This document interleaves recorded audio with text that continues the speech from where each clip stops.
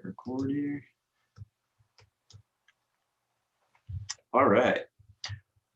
Okay, guys, welcome back to another Monday night. I'm excited. Tonight we're going to do some more hands-on stuff. We're going to do some interactive, some really practicing our coaching skills. The first really, I'd say, quarter of the credential program has really been more on coaching philosophy and theory and understanding, the role of a coach and how to kind of operate one and questions to ask, that kind of stuff.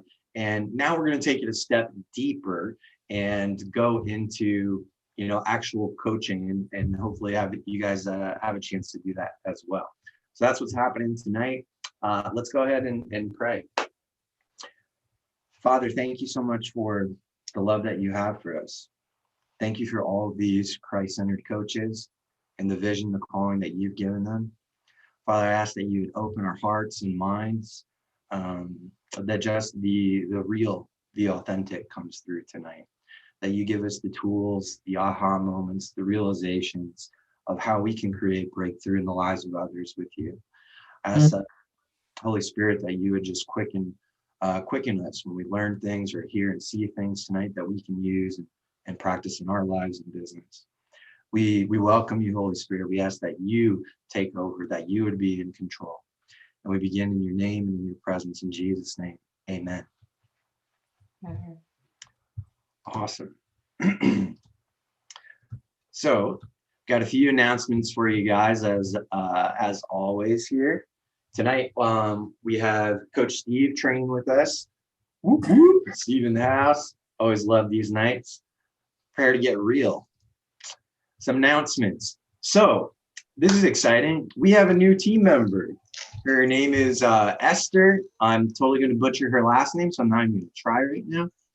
But Esther is our new executive assistant. She's going to be supporting Cindy mainly and helping her with the creative process, our branding, all things kind of creative in CCC. So our team is expanding, and it was really cool. Encourage you guys to connect with Esther, and if you get some messages from her on Voxer or an email, and it's like, who is this person?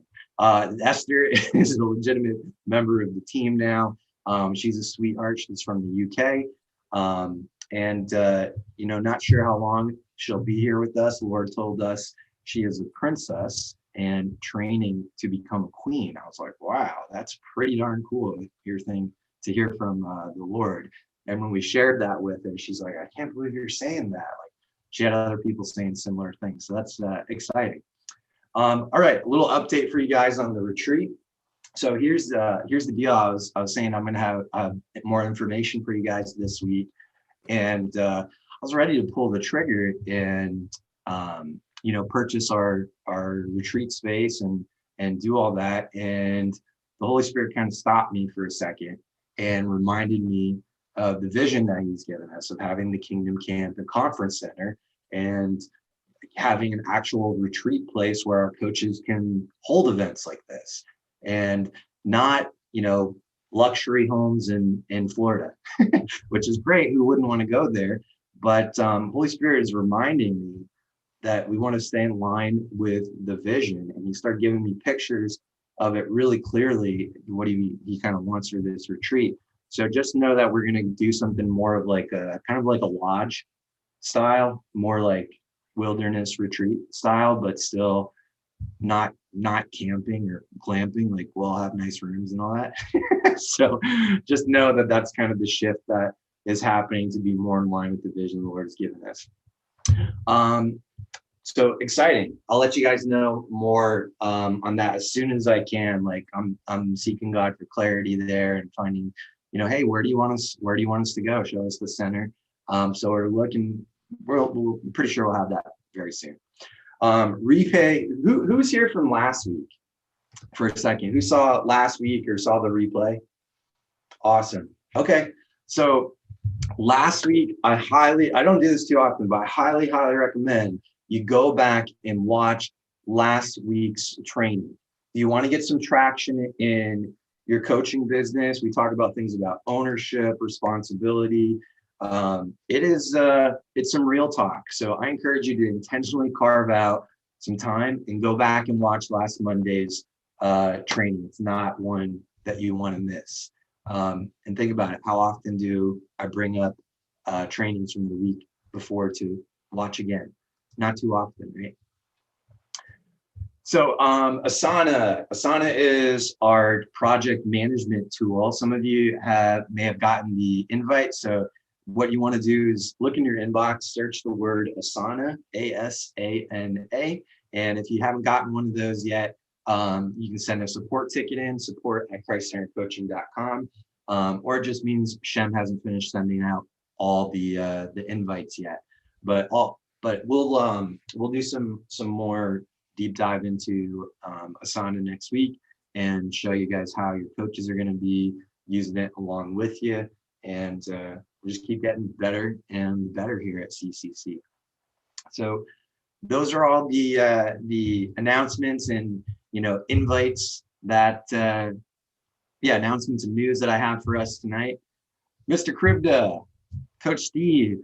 Yes, sir. Talk to us about what are we doing tonight? What are we covering? Well, let me make sure I can see everybody here. There's everybody. All right. What's up, everybody? So everybody is us, right? It's all we, right? Like it's not I and you and me. It's all we. So what Ron and I were discussing over the last week was really getting you guys engaged in the coaching space, like really getting that practice in. And what does it look like for you? One of the coolest things about coaching is that every single person is individual. I had a call with a gentleman today. He coached me for about an hour and 10 minutes. I'm looking for a new coach right now. And out of the hour and 10 minutes, I can say that 7 minutes of it, he hit something right on the head. And I've been dealing with that since 4:00. And dealing with it doesn't mean a negative thing. Dealing with it is wrestling with the truth. Yeah. It's hanging out with the truth. It's like, well, what just happened? And there's a space with money. There was a little bit of scarce money mindset was hanging out there. And I was like, oh, that's interesting. I haven't seen that before. And then we plugged it in other areas. How it's been showing up all over the place. And it doesn't show up all the time. It shows up in different times and critical spaces, like the kids acting out. Immediately questioning, am I doing the right thing as a dad? Not looking for a solution, peeling backwards. So in this coaching area that we get to hang out with people is that we get to hang out with the truth and where they're responsible and where they're not being responsible. Now, what's interesting is the biggest in working with coaches, and that the reason I use that as an example is because this guy's been coaching for a very long time. He has a very, very high-end clientele, and he does exactly the same thing that we do. It's no different. Awesome. So I was listening to him coach me, listening for cues and listening to how he was talking to me, listening because I want to become a better coach. So I hired better ones than myself or more experienced. And I went, oh, this is all the same conversation. It's the same conversation I've been having for the last 2 or 3 years. And the reason I tell you that has nothing to do with me, has nothing to do with him, has everything to do with in the space that you're in right now, that you've been hanging out with Ron for these several months, that you guys are being led to an incredible place where you can really help people transform their lives. And Gloria, truth be told, yeah, man, you can help people see the truth.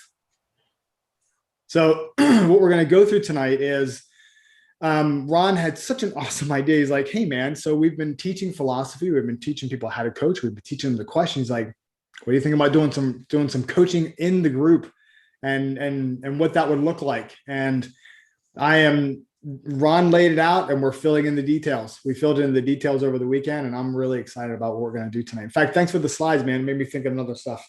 Made me think of more things to think about. So we'll bring that out too. So my question for you is this, is before you all met Ron, who had been coached before by a coach? Just by a show of hands. I'm just kind of curious on this one. I have. I'll put mine up too. So we could say maybe a third. Is that about right? Is that what you're seeing, Ron? I saw about 5 hands. Maybe I missed some. All right, let's do Let this. us know now. Let's really get it in. I'm just kind of curious. If you've been coached before, put your hand up. Just want to Yeah, count. please do. So I can see 1, 2, 3, 4, 5. Oh, there we go. Now we got hands. 2, 4, There we go. 6, 8, 10. So just over half. Just over half. That's all right. So that's kind of what I thought. With being coached by someone else, do you remember your experience? I'm not going to tell you to come out yet. I'm just kind of curious. Do you remember the experience being what? Or it's pretty good, or eh. So let's do meh first. Yeah. Okay. So this will be a meh, right? Meh is a very popular word around my house. Just so you know, when we have the boys try new food, like, how does that taste? It's like meh. So we don't say we don't like things. All right. So who had an extraordinary experience with a coach before? 1, 2, 3. All right, cool. So you know what it feels like to be coached. And was the coach full of wisdom, or did he simply help you see something different? You can type it in or you can speak on this one. Different view. Right. Perfect. There was wisdom unique to them. Great. Got it. All right, cool. Let's see. And I know everybody on here. All right, great. So see something different perspectives. Yeah, right on. Okay, cool. So a great coach is going to not tell you how to think. They're not going to tell you how to be. They're not going to tell you how to be anything, actually. A great coach will show you something that you already want to be. You might not see it yet. A great coach is going to take your glasses and they're going to clean them all off for you. So you can go, oh my gosh, those 1.25s were good. I don't need 1.5s. They were just dirty. A great coach is going to have you see inside yourself so you can actually create a space where you can love you, where you can show up powerfully and realize that you have everything that you've ever needed in your entire life already. That's what a great coach will do. So what's amazing about that, it all comes down to how and why and how do we do it? Because a lot of us, and let me know if you identify with this. When I first got into coaching, it felt like there was a lot of responsibility that people were laying on me. Can I get a nod, yes or no on that one? Yeah, I was terrified. I didn't even know what I was afraid of. I was just scared. I was like, I don't know what I'm doing. And so I went in because I said, I don't know what I'm doing. I got to be right about not knowing what I'm doing. And I didn't know what I was doing because I shut myself down to even listening to the person and being present with them. Wait, Steve, can you slow down and say that again? Sorry, I'm so excited right now. That was so good. Made me choke on my water. I said I was so scared that I didn't know what I was doing, that I all of a sudden didn't know what I was doing because I shut down the possibility of knowing what I was doing. Because I said, I don't know what I'm doing, so why learn? I'm not smart enough to do it, so why open the book? I mean, that's kind of the right and wrong space. I love to hang out in that area. It's a really fun place to coach into. Maybe that will be it. Maybe we'll touch on that one, man. That sounds like fun. So it's just a really neat place to hang out. Coaching, I've hung out with some, just like Ron, I've hung out with some of the best coaches in the world and listen to them speak and how they talk into people. I believe that we are the answer outside of Jesus. Please, I don't put Jesus in our same place, just so you guys know. But I believe that we are the answer on earth, that we can actually cause change and transformation in our society and the garbage that's happening right now. And what I mean by garbage is not the stuff. I'm talking about this. And not even the ones that are going at each other, the ones that are going at themselves and then bringing that out to somebody else. So what's really fun here is that we get to, I don't know, you just want to jump in now, Ron? Yeah, I think what we're gonna run. Did you want to pick people or did you want to do each other first? Let's do a volunteer. Okay, so let's talk about real quick. What are some of the methods of coaching that we have learned? Just to kind of. I have a slide. Remind us, Steve. I have a slide. Oh, you got a slide. Even better. Let's see that, and then we'll do some examples so we can kind of refresh on some of the stuff that we've learned. Cool. Do you mind if I'm gonna give them a little bit to kind of hang on with, so when we do ask for volunteers, they're not like no. You run the show tonight, Steve. Oh man, this is the Gilot Crypto Show tonight. This is GK. All right. By the way, would be a really cool symbol. Anyways, so and what we're going to do tonight is we're going to have you all coach each other right where we are. So if it was Ron and I, we would be here, and then one of us would go, I know what I'm dealing with, and Ron will go, what are you dealing with? Then we start a conversation. So you all get to do that right here. Now, if you think I felt my anxiety level raise right there, so yours should too. And the greatest thing about it is this: we are going to be communicating with you as the coach through the chat, through private chat. We're going to be talking to you. One of the things that you'll hear me say is, what are you hearing and what are you listening for? This is what I hear. Yeah. So we're going to guide you through it. So there is no getting stuck. You won't have to worry about, oh my gosh, what am I going to say next? Because here's the neatest thing in the whole world right about now and with this thing is that knowing that you have someone that's there for you, that has your back, you're automatically going to have the answers. And if you don't, it doesn't matter, because we're going to be here for you. None of it matters. In coaching, one of the most powerful things you're going to have is silence. And if you think I always know what to say, you are seriously mistaken. Sometimes I'm like, I have no idea how to respond to this. I'm just going to sit here and stare at them for a minute. I know I can count to 30. Wonder how long they can count for in silence. Usually they get to around 15. They're like, yeah, so something else just popped up. I'm like, oh yeah, what's that? And then the very next thing is exactly where I needed to go. And that's all it is. Look, this is all Holy Spirit driven, guys. If we slow down enough and listen to him, he'll tell you to stop. He'll tell you to be quiet.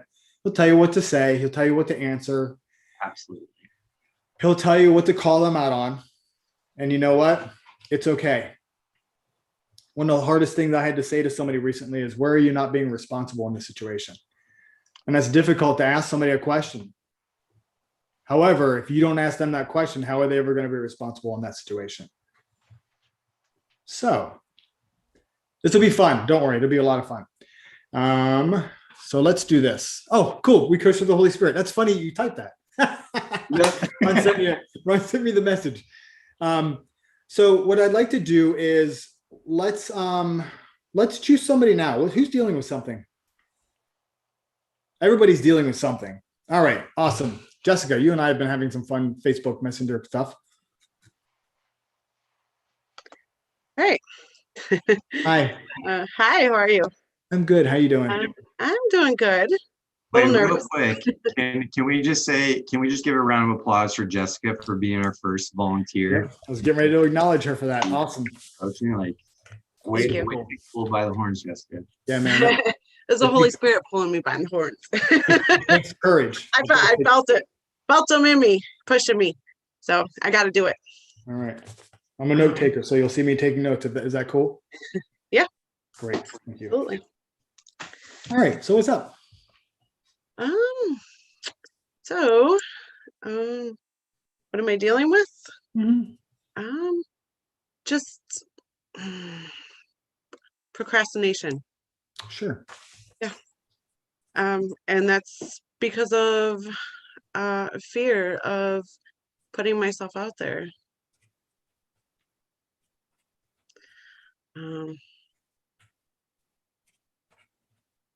Procrastination.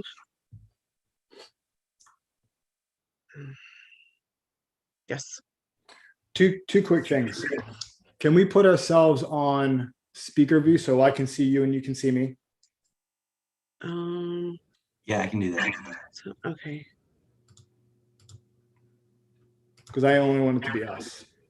Hi, there we go. I can see you really good now. You know, what really makes my heart go fast is it says live on YouTube. What? It's unlisted on YouTube. I'm just playing. I'm just kidding. Just so you know. So when you're on rapid fire type coaching like this, just so you all know, if you're doing group coaching, when you do rapid fire coaching or hot seat coaching, you usually grab one thing. So if it's procrastination, cool. We can handle procrastination. You and I can talk about that. Okay. Right. So what's neat is when you are, every once in a while, there's a little bit of feedback. So I don't know if it's somebody talking to me or not. Let me just move my mic a little bit further closer to me. There we go. Sweet. So when you say procrastination, you said when you immediately started coaching yourself, which was kind of cool. I'm actually quite admirable of that. So you caught that. Yes. And you see where it shows up. You said when you're putting yourself out there, right? Yes. So what is when I'm attempting to put myself out there. Okay. Yes. And I've done some lives, I've done some interview calls with people, but I get to a certain point and I stop myself, and it's just me battling with my own mind, having self-doubt there. And sometimes I get too much into my head to where I can't get out of it, and then I just stop doing it, and then something will click, and then I'll go back to it again, and then I'll pull myself back again. So it's like, mainly when I start going back to it is when I talk to one of my coaches, or not, when I have my meeting with Cindy, or I have meetings with my triad group. That usually, inspires me and influences me to go back to the point to where I need to be. And then I have battles with my mind again, but I know that this is where I'm supposed to be, and this is what I'm supposed to be doing. I absolutely know that. It's just, I just battle with my mind, Sure. And I'm getting there though. Yeah. I am going to get there. So you don't procrastinate everywhere though, because you raise your hand right away.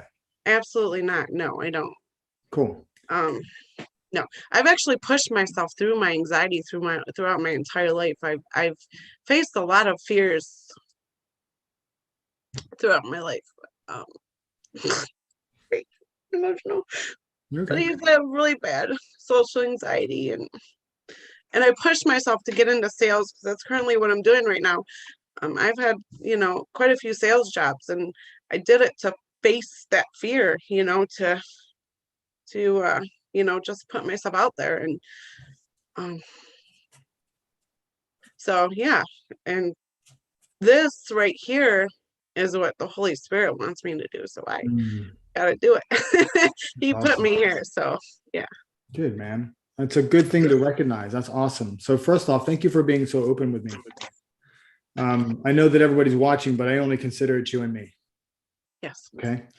I noticed something just for a moment, is that I saw you go back to that place of fear. Did you feel that come on? I did. Yeah. So as soon as you started talking about it, it popped up?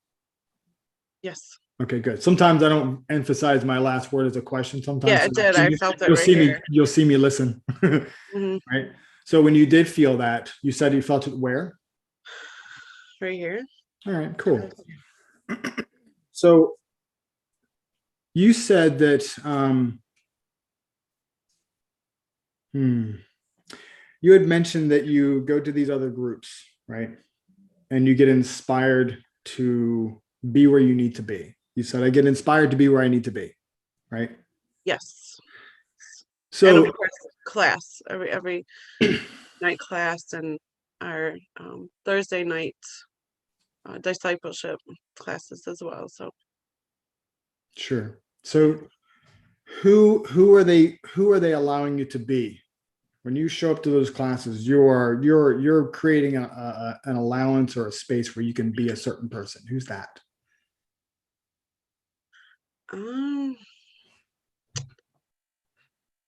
I just feel, well, that's who I should be.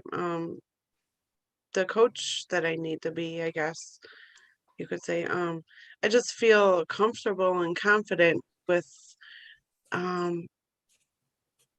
like-minded individuals, because I do have the same, to a certain degree, and daily I'm changing my mindset. Just sometimes I just, go backwards, but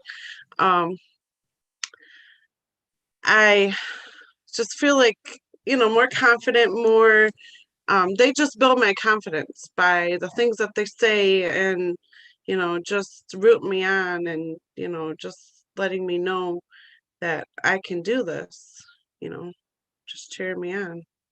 So you said 2 words then, right? Can I describe what you just said in the last minute with the 2 words you used a couple minutes ago with comfortable and confident?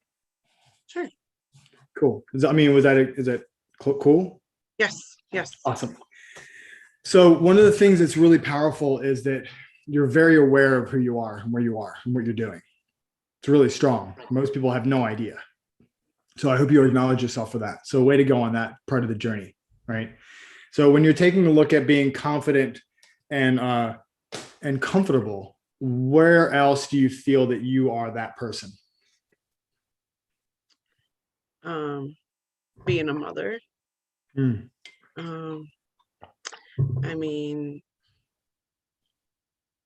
my job, my 9 to 5, very confident and comfortable and very good at it. I mean, being a daughter, a sister. I mean, I'm just all in all, every area of my life, I feel that I'm confident and comfortable. I'm not saying I don't have issues because everyone does, but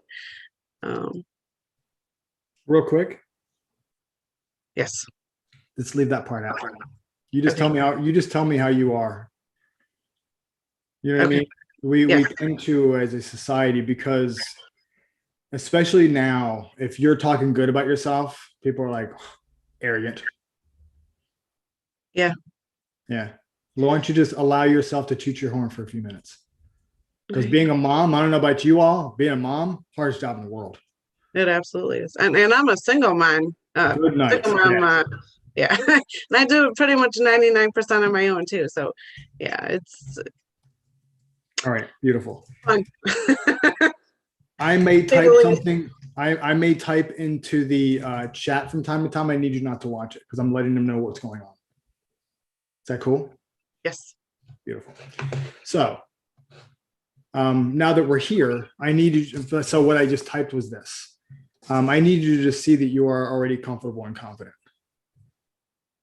That you already are that powerful person that you think you need to be. So that's all. And I wanted you to bring yourself to where we were. Because if you notice when you first came in, it's a very, by the way, y'all, when you jump out in front of a group like this, I don't know about you, I'm flustered for the first 35, 60 seconds, easy. And I'm going, okay, I know I should be breathing. So I'm trying not to let everybody see me. I'm like, trying to catch my breath. I've got my mute on and all this kind of stuff. So I'm there with you, right? And then we immediately went right into procrastination, and you all of a sudden brought up that feeling of procrastination. You're like, like all this stuff is happening. Yes. And if you notice, when you go back and watch the video, you'll notice that your face got a little blotchy. Is that something that happens when you get nervous? It is. Yeah, right on. Cool. Yeah. So that's all. My face gets rosy red. Perfect. Well, here was what's cool. The person that I've seen around is this person right here. That's who I wanted to talk to. I wanted to talk to this confident Jessica. I knew you were there, but we were hiding, right? And we don't do it on purpose. It just happens. Yes. Right. It's one of our strong suits is we all have strong suits. Strong suits is what shows up when we are either in danger or nervous or something's happening, right? I laugh a lot. I make stupid jokes, and I just hope people laugh at it so it makes me feel better. It's one of my strong suits, humor, right? So you'll notice that when now that y'all know that, you're like, oh, he does it all the time. It's annoying now. So one of the greatest things is you said here, you were saying that it's the fear of putting myself out there, and then you had self-doubt that jumped into it. So what is out there? Describe that to me real quick. I would say putting content out there to advertise my business. And I just feel like I need everything to be in place, but at the same time, I know I don't. So I guess I'm just a little nervous about that because I don't have all of my branding and everything in place yet.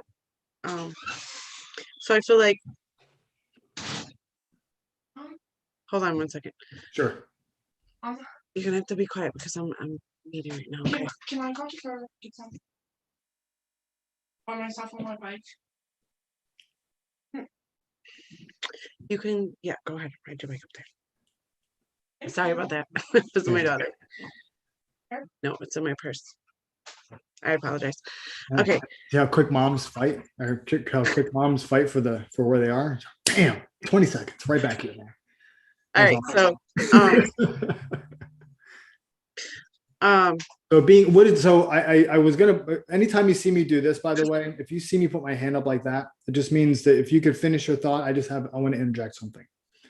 I don't want to stop you mid-sentence. That's rude. But if I have a thought, I want to do this. If you have a thought and I'm talking, put your hand and stop me. Okay. So one of the things when I said out there, I wanted to know what is out there. You said, and then you told me what you wanted to put out there. I want to know what out there is. If you can give me some context behind that or more defined space for that, please. just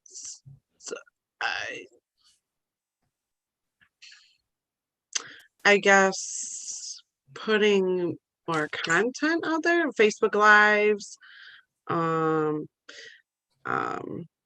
starting my YouTube channel. Yes. Where is out there? Okay, where's out there? What you mean? You mean as far as who am I trying to out there can be put in a lot of different contexts. So when we talk about being out there, sometimes it's out on the stage in front of people. Sometimes putting ourselves out there, it's being on a Facebook Live. Sometimes it's simply typing a post. I wanted to know what out there was for you. More than not necessarily what you're doing on Facebook or on YouTube. I wanted to know what out there meant to you. What is that? Okay. Cool. I just didn't do a good job articulating earlier. Sorry about that. So I did say Facebook Live. Yes. So I would say just getting my purpose out to like my coaching business, who I am and what I'm supposed to be doing. Just, getting it out to an audience, out to my avatar. Yeah. Your audience. My audience, yes. Great. So it might not be the where. Right. It might be the who. Yes. It's getting in front of who. It is the who. All right, perfect. Great. So is it everybody? No. So who could you narrow it down to not your niche or your target market, but the ones that make you kind of bring that feeling up, right? You know what I mean? The feeling, the anxious feeling. Is it anyone in particular? Other women? Are you asking? No. I'm telling you, other women. No. I don't know. Do you know, Steve? No. If I did, I wouldn't tell you. It's terrible, right? No, other women. Okay. Mm-hmm. So is it all women? Uh-oh. No. Is this the list? You're good. I am so here with you. Don't worry. Yeah. That's the greatest thing about being a mom is you can be accessible. That's what we're working on. Access 24/7. So That'd be nice. yeah. So when we take a look at, I said all women and you said no. So in particular. So women that's had any type of trauma due to abuse, neglect, emotional trauma, physical trauma. really any type of trauma Those are the ones you're worried from about speaking of? from yeah, from past relationships or even current relationships. Okay, great. So it's putting yourself out in front of women that have dealt with stuff. Yes. Is that what I'm hearing? Okay, awesome, cool. So now we're really in a space, right? So this is cool. So what is it about these women that creates this?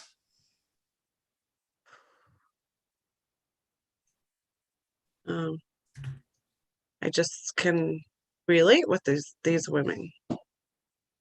I just want to know that there's help out there. I want them to know that there's help out there and there's better to life than what they've experienced. And what they know, Hi, Mom, I love you. you know, that Mm, they're worthy of more than what they know than what they think they are. that was an awesome sigh. What was that? Just a sigh of relief because I'm there, you know. I'm now there myself, and I just want to bring other women there with me. Awesome. Thank you. That's incredible. So I am so inspired by your mission right now. It's ridiculous. Got me right here. You gotta be nice. You can't be making a lot of people watching me. So you said so what's the concern? Where's the doubt falling into this? What's creating the doubt talking to somebody in that space? I would say just knowing their anxieties and just fearing the rejection. Mm, That's exactly it. fearing the rejection.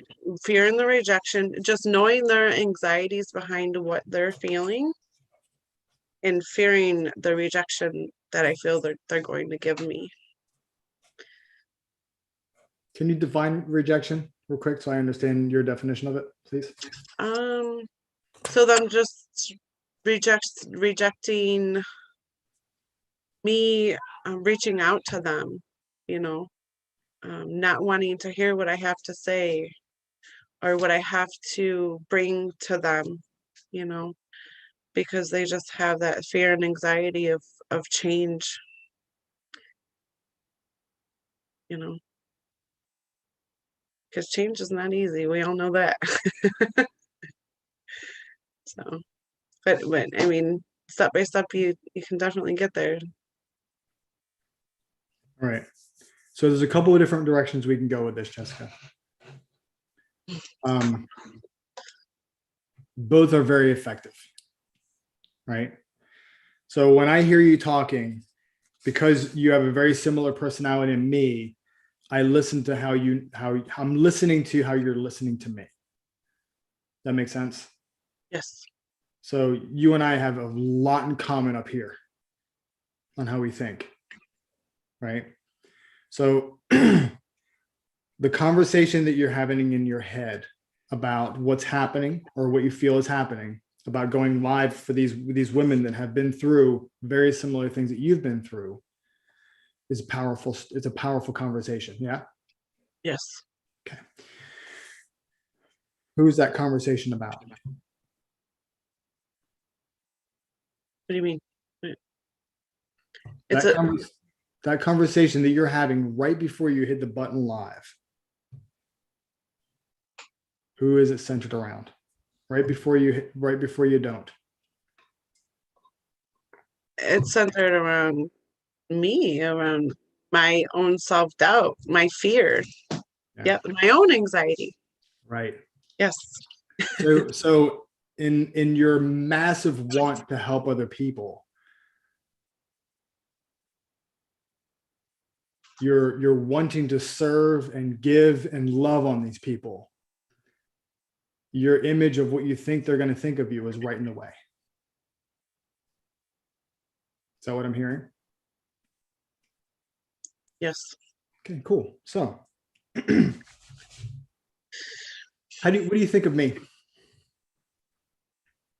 I think you're a great coach. You're Okay, very stop right there. I just wanted one. You're awesome. Thank you, Okay. by the way. You could have been mean and spin too, man. Yeah, I could have went on that. Hate your beard, Yeah. stupid shirt.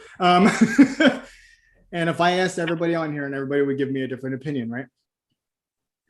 Yes. And where do you think their opinions came from? Their own viewpoint, their own Yeah. perception. Yeah. Right? Yeah, their viewpoint. Love that. Our mind map.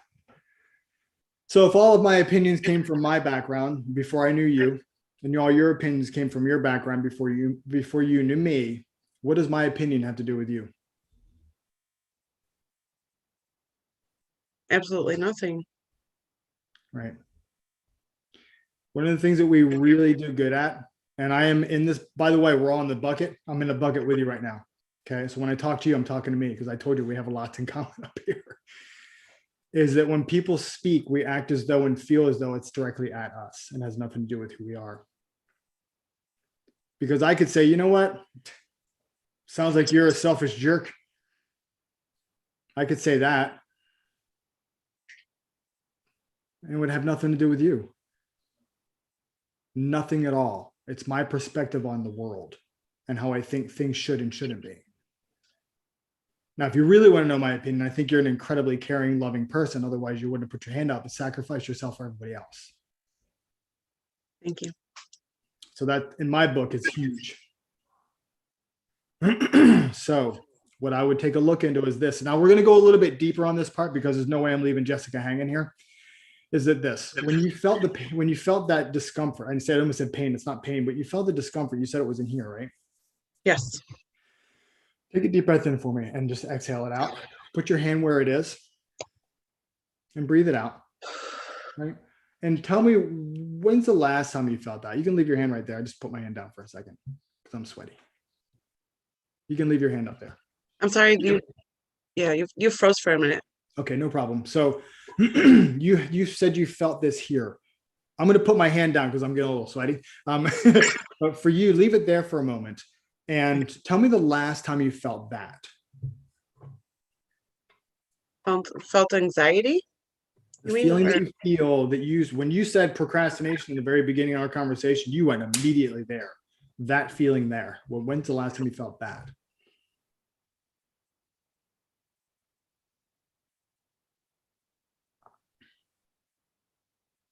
Trying to think.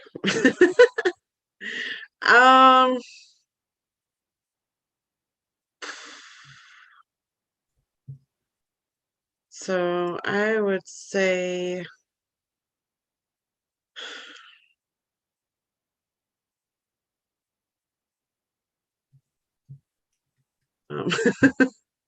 I can't remember, honestly. The feeling of procrastination or the feeling of anxiety? The second one. Oh, anxiety? Oh, I feel today when I got home from work. All right, cool. Yeah. Is it similar to what you get when you're getting ready to procrastinate? Yes. Great. And the reason why I had anxiety before I come in the house is because I just I guess I'm a bit of not a perfectionist. I am a little bit when it comes to my home, and I get anxiety about the way my house looks before I walk into my home. Great. Yeah. They go hand in hand. They Same do. feelings. And yeah. Yeah. And I really need deliverance of that, and I know I do need Cool. to. Yes, I do. Would you like a little of that tonight? I would. Beautiful. Yes. So what I'd like for you to do is this. I want you to close your eyes for a second and either take yourself, you're getting ready to go live. You have these women of trauma that are sitting there. They're all waiting for your call.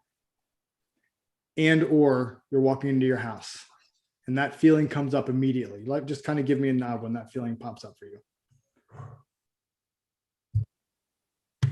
I want you to look back and tell me what makes that feel so familiar, because it is familiar. This is not new. So what's coming up for you? Go back as far back as you can go.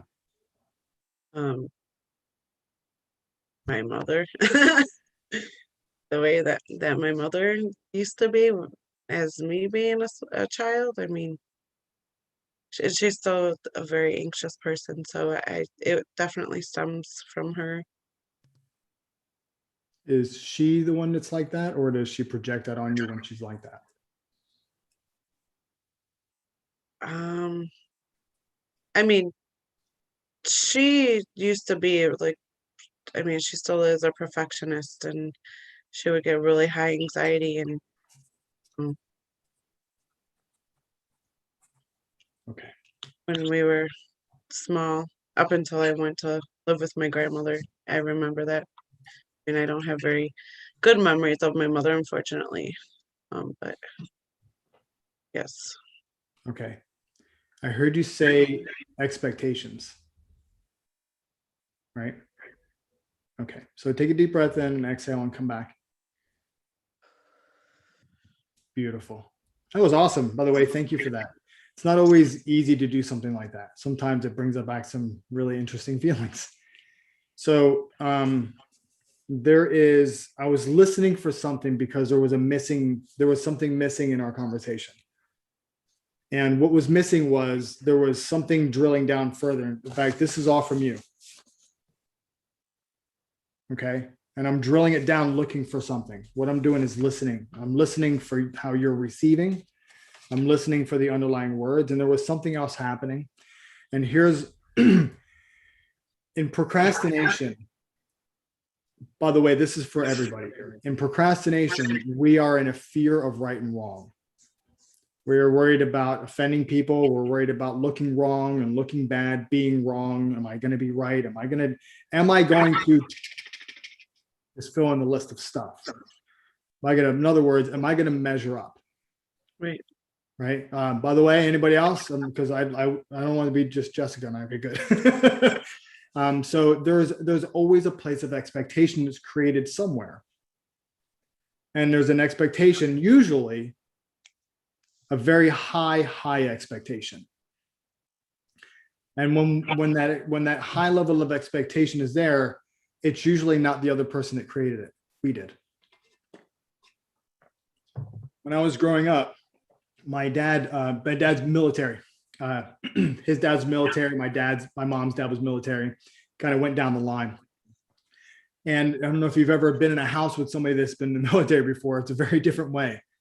He wasn't a crazy drill sergeant, but he knew what 100% of everything was. And if things weren't the way they needed to be, he'd have you redo it. He wasn't a maniac, but I remember that growing up. So what I did was I created this level of expectation, and I thought that he wanted me to be as a human being, as a son. And what I did was I put a mask on, and I became a very alpha macho meathead, so to speak. I wasn't a very pleasant person to be around. It's because I could never read there was a level of expectation that's kind of how he was. He was a very strong armed person. He was 6'4", 200 and some change. And he grew up in southern New Jersey, and there was certain people he hung out with, and that's kind of how they were with each other. Very strong armed, very all the time. So there was a level of expectation that I thought I needed to be. So when I came out into the world and I started doing things like this, I created a new level of expectation of perfection. Because if you don't bounce the quarter off the bed, you need to remake the bed. If the lines aren't, my mom was a maniac cleaner too. If the lines weren't this way when she vacuumed the carpet or when you did it for her, you get to redo it. Not because she was mad, because that's what she wants. This is what I like. When my friends come over, I want them to see this. So we create this level of expectation that is impossible to meet. And here's why. Yes. Since we created it, we go, I'm almost there. And then boop, we raise it just a little bit more. Yes. So, ready? This is where we get to give a little bit of release for you. First off, I could blurt the word grace out and be done with the conversation, but we need to be willing to receive the word grace in all areas of our life. And it's not always easy to do. Until we get to this part. Perfectionism. I want to make sure I've got it. Procrastination. Being, you said perfect or perfectionism, and expectations all live in the worlds of shoulds and shouldn'ts. It should be this or shouldn't be that.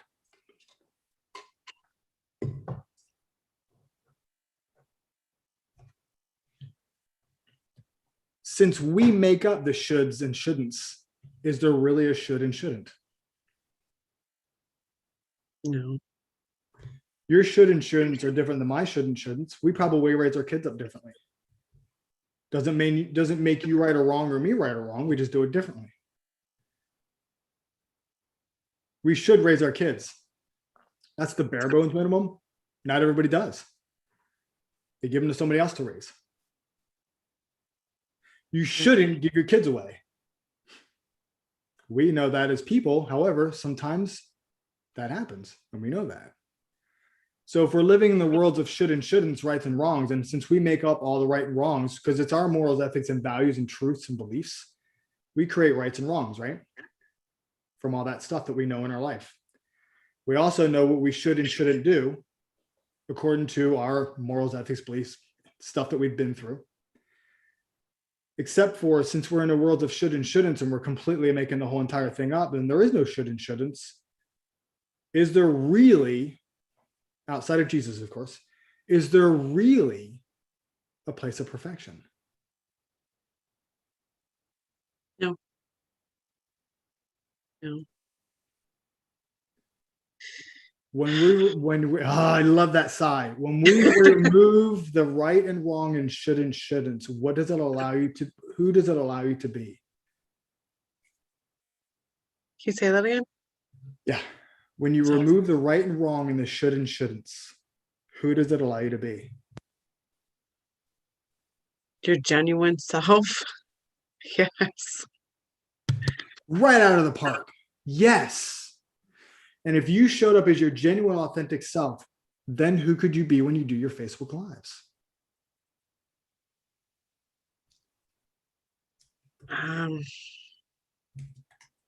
Who I need to be? I mean, you can need to be who I somebody. should- You yeah. said I get to be myself. Yeah. Yeah, So who's that? my genuine self. That's it. Yeah.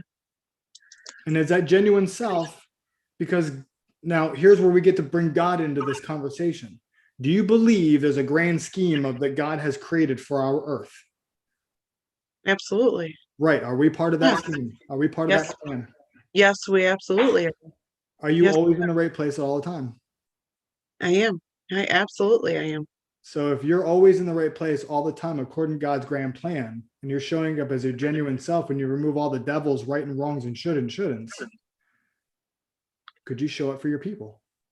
Yes. Because of that, do you think he'll put the right people in front of you? Of course he will. So what's the procrastinating about?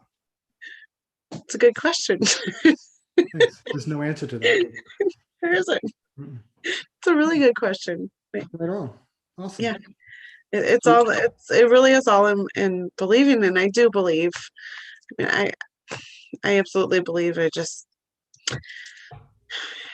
have had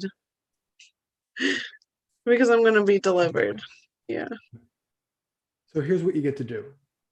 You can discern between the voices you're going to hear. Praise and glorious feelings and the amazing lifting up of God, or the other one. The one that doesn't deserve his voice spoken on our call. And we get to discern between that. He's the one filled of doubts, insecurities, and fears. He doesn't want you to help people. The biggest and the hardest thing we can do or keep ourselves stuck is to acknowledge that we're sitting in that place of procrastination and then stay there. When you recognize that, oh, for crying out loud, you acknowledge, oh, what's up, devil? Really? I can't believe I let you get in there again. Go on your merry way, thanks. When you acknowledge things for what they are, they no longer have meaning. They don't have power over you. And you get to step in and be the person you were born to be, that authentic self you're just talking to me about, that comfortable, confident person. Cool. Yes. Does that help? Yes, very helpful. Awesome. Very cool. I went a little bit further than I wanted to, but we hit something. I heard you and I was like, oh, no way, man. There's no way. So let's hang out with that and let's see what happens with that. Okay. And by the way, you will have breakdowns. They're going to come back again because they always do, and that's okay. Acknowledge it for a breakdown, let it be what it is, and go, okay, cool. That was a breakdown. I allowed my voices to take over again. No problem. They weren't true anyway, so whatever. And the more times you speak like that, the more your mind automatically realizes that it's a non-truth. But you have to acknowledge it for what it is. It's just words. Yep. So Yeah, I'm gonna keep pushing forward. no need to push. You ready? Simply be yourself. Yeah. There's no pushing there, man. You just show up as you. So one question, biggest insight from that conversation.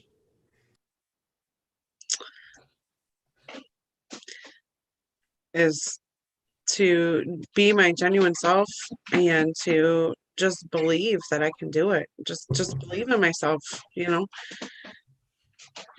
Well, first believe in believe in God, and then, you know, believe in myself that he'll be along, you know, right beside me along the journey. He'll be there the whole time, you know. Beautiful. Has he ever not been? No, he's always been there.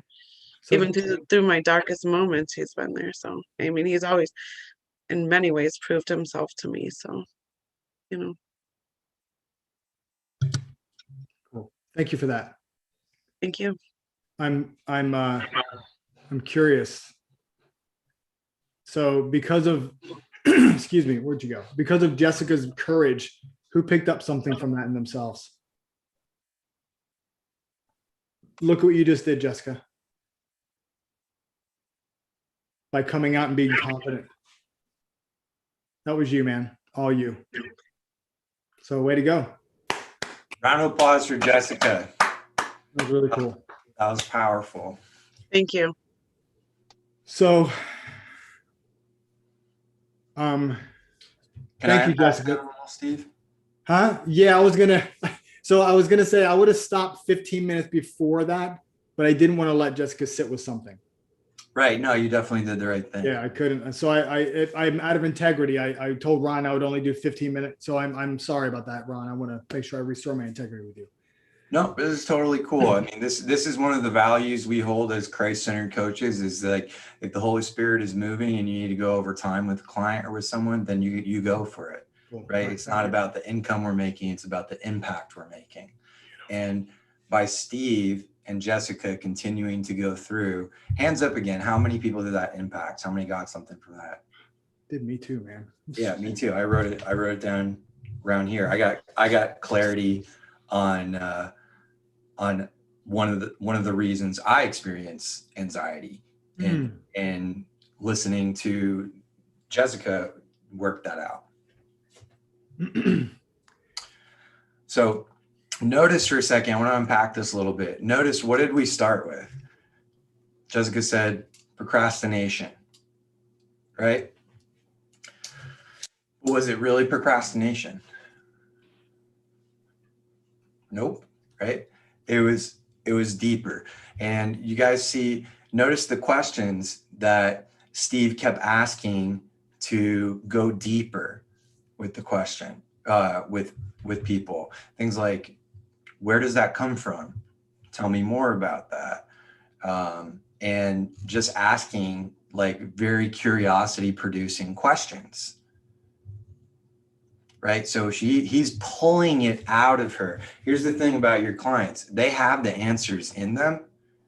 You just got to help them pull it out. You got to help them see that. So in helping Jessica see that she can just be herself, other people's opinions don't matter. Where did they come from? And it really has no bearing. What does she get to do? She just gets to be. We're human beings, not human doings, right? Human beings. So she just gets to be the way that God created her to be. Yeah.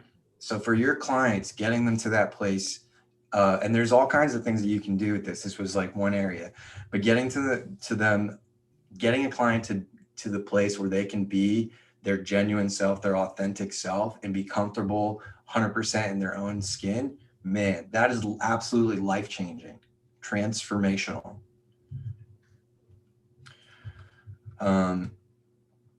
There was something, and then when at the end here, when Jessica got it, you guys saw that pop when she's like, I get to be me, right? It was like that, me, pop, breakthrough happens. And then, so Steve, I don't even know if Steve knows he's doing this, probably, he's a great coach. He's reinforcing it with biblical truth, right? Bible says the truth will set you free. Sometimes deliverance is not always casting a demon out. Sometimes it's just speaking truth, helping the person realize, oh my gosh, I was believing a lie. The truth is, oh wow, boom, and freedom comes just like that. Right? So does that mean the devil will stop messing with Jessica? No, that's the thing I learned a long time ago. The devil never stops trying, right? But what we know now is the truth. So when he does come back, Coach Jessica goes, oh yeah, thanks for the reminder. But the word says, I'm more than a conqueror. I've been created in God's image, and all the truth, all the biblical truth that she, and the truth from this session now comes up to the top of mind to combat the lies. Resist the devil and he will flee from you, right? So Jessica gets the breakthrough as a coach, helps reinforce that breakthrough and own it for themselves. Do you guys see that happening? Awesome. That's all I had, Steve. That was cool. I get so caught up in the conversation. I didn't know all that stuff was going on. It's fun. Yeah. So while I'm doing this again, if you guys are watching the chat, while Steve is coaching, I'm unpacking what Steve is doing in the chat to help you guys see where you can coach, where you can ask the questions, the track that's happening here. So note, it's really intentional on communication. While we're watching somebody else get coached, it's easy. The temptation is easy to tune out, to open up another window on your computer screen and go to your Gmail or, whatever. Don't do that. Okay. This is the skill set that you're learning to become an agent of change. I think I need to stop right there. Yeah. I'm never going to sleep tonight. All right. So, let's take a look at this real quick here. So I'm going to pull up my slide. I actually have a slide. It's so funny you have me do a slide. I have two. I went crazy. I made Steve make slides tonight. I'm so off the cuff. If you've ever taken any of my courses, just like, he never comes prepared. I'm like, I'm always prepared. It's bullet points. All right. So there's different methods of coaching. There's Socratic coaching. It's a method of teaching the values asking questions over simply giving answers. I like that. I like these next two here. These are my three favorites. Insight coaching is metaphor coaching and story coaching. You notice that I threw a couple of short stories in there when I was talking to Jessica to kind of give context behind what I'm doing or what we're talking about. And then we have reflective inquiry. And I didn't see who the gentleman's first name was, but I'll find it up later. It's probably one of the NLP people. Reflective inquiry is the thinking process through which individuals examine their experiences to better understand the assumption and implications of events and action in their lives through a close examination of information or truth. In other words, you speak back to them what they told you. But I wanted to give you the real definition of it. So when you speak something back to somebody, they hear their own words. That's why I kept saying comfortable and confident, because those were words that Jessica knows because she spoke them and she's familiar with them and they elicit a feeling. So when I keep talking them, her brain's picking them up from me. And it's going, yeah, I know that person because I'm that person. So I get to tap into that person when we're talking. So it makes the conversation a lot more receptive. It's not a trick or anything. I want the best we can possibly get for our clients. And then be with your client. You've got to be listening to them. You have to be listening to how they're listening to you. I was looking for, hang on, I lost myself here. You have to be listening for how they're hearing you. So it's a really kind of an interesting space. I have another slide here. I'll open up in a second. You got to see how they're hearing you. There was a couple of times when I saw possible resistance in what we were talking about when we were having conversations. That's when I shut down and I got quiet. Because if there's resistance in your coaching, you got to let that person process it, and they're going to bring it up to you. They'll tell you, and like your question. And if it's too long, you just ask them, say, hey, so I noticed something's happening. What's going on? That's why I asked. I saw the sigh. I saw your deep breath, right? I wanted you to also see it and celebrate yourself for that, because you had that moment. You created that moment. I just asked you the questions of stuff that you already knew, which is powerful as powerful can be. So it's really kind of neat. So I wanted to give you some conversation starters, because we'll have a couple of y'all, two or three groups come out and do some coaching. Now, I went, obviously in the second half of our coaching, I went deeper, but if you notice in the beginning, I was basically gathering information.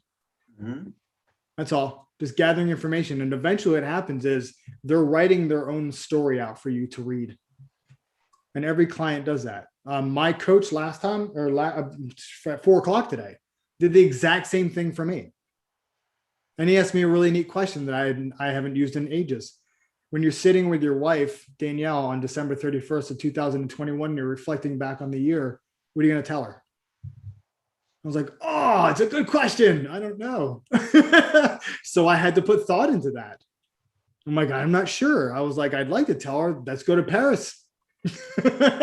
And he's like, well, if that's the case, then what do you need to do between now and then? And all of a sudden we started building stuff. So it's really kind of cool. So anyways, these they seem like superficial questions. They're very powerful. These are my favorite ones.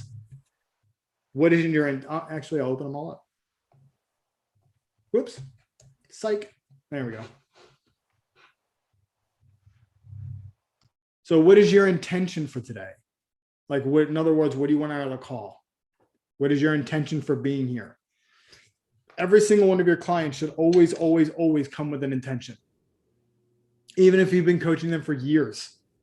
So what's your intention to coming into the call today? And I don't allow my clients to tell me I don't know. Well, I'm not really sure. I figure we created on the call. I'm like, so we're going to waste, and I don't say this out loud, but you're wasting 10 or 15 minutes. When we should really be looking at what the call is going to look like.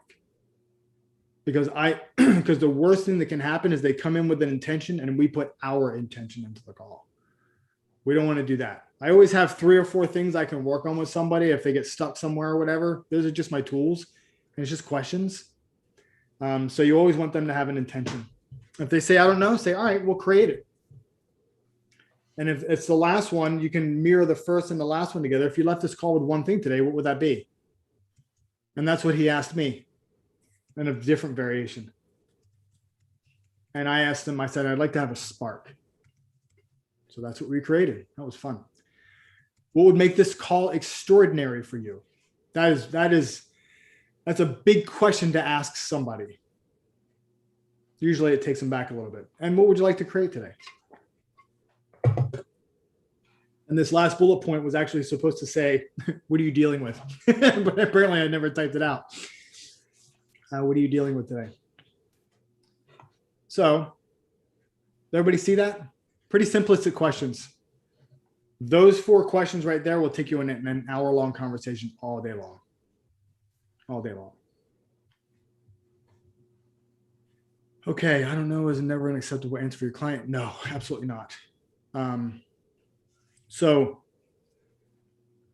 a reflective inquiry. So I asked the question, hold on. Could you have pinned when I wasn't sure where to go with the conversation? Lorraine said no. Could you see it? There were at least 2 times. I was like, man, where are we going to go with this? I'm not really sure where we're going. Now that I've said that, if you go back and look at a recording, you might find them. I don't always know. It's because it's an open book. It's like flipping to the middle of the book and trying to figure out the front half. So you got to start flipping back through the pages and looking for things. So you get to keep asking questions. The pausing and the listening. What's going on right now? I see something happening. All that stuff. You know, when I was working with Litvin, you guys have probably read The Prosperous Coach, or at least know about it. Said the exact same thing. You know what a relief that was for me? I was like, you, the master of all masters? No, just kidding. Super coach himself doesn't know what to do sometimes. Oh my gosh, then I am the normalest person in the world. So when you're sitting there, one of the most powerful things you can do, and I'm hoping that we've got a couple volunteers popping up and giving you lots of time to build some courage here. Yeah, I ask God in the mornings. Who said that? Where's Joe? Absolutely, brother. And one of the things that is reflective inquiry. So what I just heard you say was this. Can you give me some more information on that? Or can you elaborate on that? Or one of the things that when Jessica was talking to me, she says, putting myself out there. I didn't know where that was. Because when we're out there, well, who are we in front of? Because it's not, you all know this whole thing, number one, fear of speaking. It's not the fear of speaking. It's the fear of judgment of the people that you're speaking in front of. That's the fear. And if you have fear of judgment, now we have something to work with. Because then you can go, is it everybody? And if you heard my questions, is it everybody? No, it's just women. All women? No, it's not all women. It's the one with the trauma. And then when we got really drilled down, Jessica said, women just like me. So now I know who we're talking to. So she was nervous about taking a stand for people just like herself. Because she's afraid. It's a big undertaking. However, when she shows up as herself, who's better equipped to speak with somebody that's been going through it than somebody that's been through it? Exactly. So guys, this is why I say the enemy likes to attack you where you're actually most gifted, where you have some of the greatest potential to create kingdom impact. Because if he can take you out where God's uniquely wired you and gifted you, you just ruined a tool for the kingdom. You just stopped the ripple effect from coming through there, from happening. So like coaching, sometimes on your calls, like even with a CCC coach or with your client, it's like, we talked about one thing today, or we dealt with one issue or one area, right? But can you see, like, again, thank you so much, Jessica, for being the first volunteer. That was amazing, absolutely amazing. Like couldn't have a better volunteer for the first one. But you can see I'm sorry guys, I lost my train of thought. What was I saying, Steve? We were talking about reflective inquiry, talking about, being the devil messing with you, being the exact person you need to be to impact the people that you're looking to impact. Yes, exactly. So if he can take you out and stop you there, boom, done for your impact for the kingdom here. So notice that if we didn't like coach Jessica in this area, she wouldn't be able to go forward and do that. So like your client, for example, you may hop on a call and let's say you're doing marriage coaching or something. It's like, wow, I just want to stop the divorce. I just want things to get back together now. Right. And it's like, well, yeah, we all want that, but there's a pre-step. Sometimes there are other things in the way, other things that you got to clear up first before you can get to the end goal, right? What's the end goal for Jessica? Being a 6-figure, transformational, Christ-centered coach, making kingdom impact, right? Helping these women that were in the same spot that she was. You get it? You guys see that? Awesome. Yeah. All right, we got 8:15. You want to do another one? Yeah, I want to give an example of something. See if you can pick out what it is. So it looks like we have Lorraine is jumping. So this is awesome. So there was a guy out of Las Vegas, and it was right before the downturn of the real estate crash back in, I don't know where it started, to be honest with you, somewhere between 6 and 10, and it just lasted. And he was making, between him and his wife, they were well into the 6 figures, living the lifestyle. They were the go-to people in Vegas for real estate. And when the economy did what it did, what happened was they pulled back and they went from wherever they were to a combined income of $75,000. And so they lost everything, homes, all their stuff. They just lost all their stuff, right? And actually, Tom was coaching them, and he said, "Man," he goes, "I got to be honest with you, man. I don't know what I'm going to do." He's like, "We're upside down. We're getting ready to we'll do bankruptcy, go through bankruptcy." He's like, "We've lost all of our stuff." He's like, "We've lost everything. We have no money left." And he's like, "Oh," he's like, "Well, what's the problem?" He goes, "Well, how can I? Who in their right mind would listen to me?" And he goes, "Well, that's a good question. Since you've lost everything, that's a great question." He goes, "So what, are you still selling real estate?" And he's like, "Oh yeah." He goes, "How are you comparatively speaking?" Just curious, not that we compare ourselves to people, with the rest of the market out there. He's like, "Oh no, I'm still kind of at the top." He's like, "Oh, that's interesting. So what you're telling me is you've been through everything that people are trying to avoid. You've gone through it, lost everything, and now you're working yourself back out of it. And you know the ins and outs of it like the back of your hand. And you're telling me you're not the person that people should come to?" And he's like, "Oh, yeah, that's a good point." And it's because, just like Ron was talking about, and just like Jessica and probably every other person on here, including myself, the devil's like, "I don't need you impacting for that. I don't want you being a leader for Christ. Why would I want you to be that? Do you have any idea how many people that pulls from me? I got to work harder." So he lets our downfalls be the reason why we're not. In all reality, our downfalls are really the reason why we should. Just flip it. Because just like Jessica was saying when we were talking, that everything's exactly the way it needs to be all the time. That there is no should or shouldn'ts. It's simply what it is according to what he wants. And when we sit in that space and we really understand that, there's never anything wrong, and we get to be our true, authentic self. And we get to show up for people with what we know that God has given us as a gift. So, all right, that's all I want. I don't know why I went to an extra 2 minutes, but that was fun. I need to add something that I just hear Holy Spirit. Please.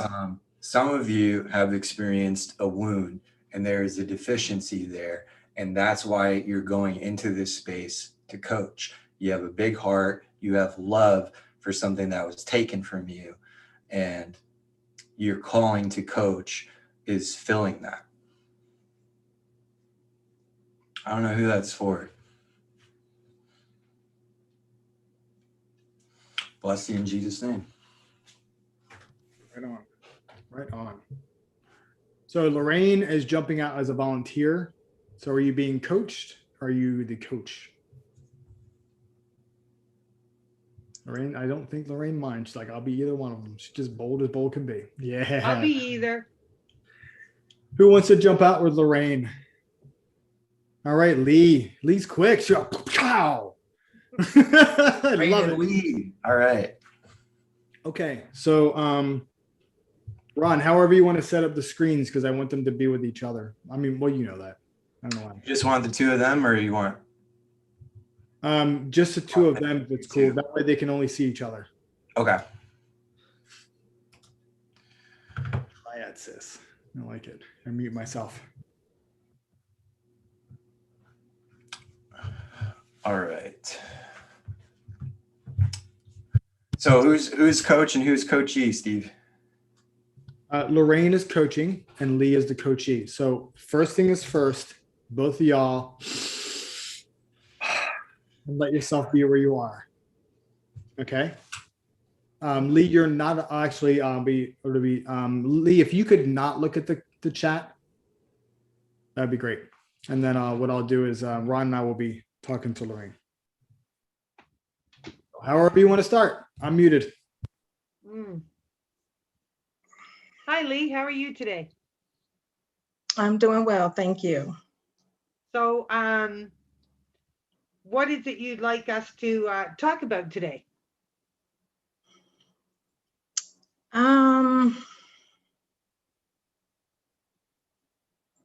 There's quite a few things, but I think I would like to talk about some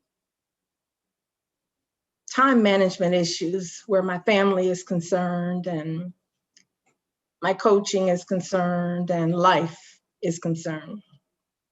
Okay.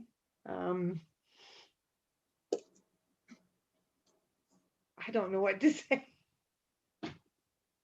Be in the chat with me. Oh, this is what, I can't see.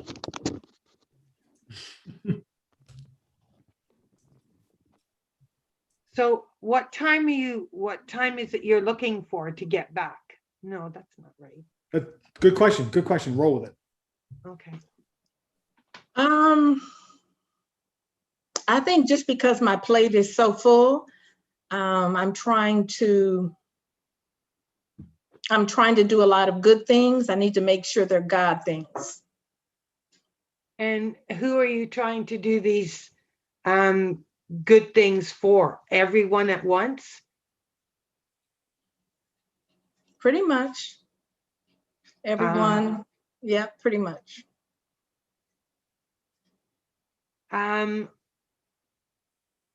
Is there any way you could look at prioritizing certain, I don't know how to say it. Any different time that you need to prioritize your business or maybe your children? Yes, definitely. I think when I do prioritize, everything is on the priority list. And so, yes, and that's something that I definitely need help with. Prioritizing the priorities. Okay. What tools are you currently using for your time management? I'm sorry, what tools? Yes, are you currently using? I've got a calendar that I use. I have a hard copy calendar that I look at as I'm working. And then I also have a, I can't remember the name of the site now, but I have an electronic calendar and reminders and things of that nature. Okay. And how often are you reminded of these? Do you have to look at them, or do you get a notice that this is coming up? Both. I'll go and look, but throughout the day, I get dings and pings with regard to the appointments and things throughout the day. Okay, so a question for you. Who rules the calendar? You, or does the calendar rule you? The calendar is ruling me. Okay. I need to rule the calendar, but it's ruling me. Okay, wow. Okay. So what would you have to change?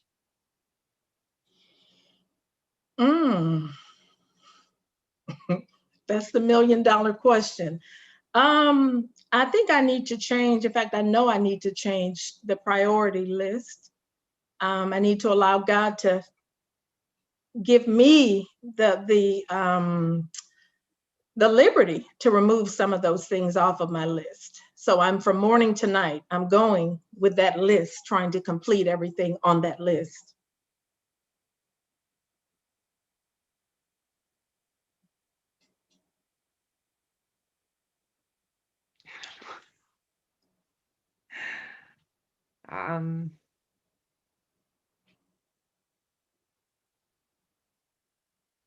Too many shits.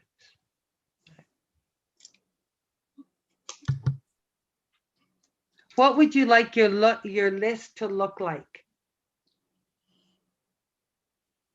I would love the list to be a lot shorter.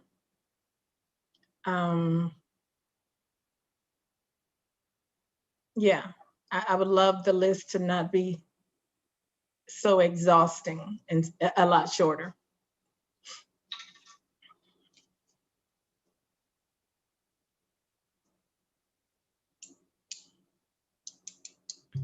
So I was trying to type it out, but I couldn't get it typed out enough. So the question we were going back and forth is what would happen if you didn't complete everything? Mm. Um, Nothing. I would just complete it the next day. But I think in my mind, I tell myself that it needs to be complete. Why would you tell yourself that?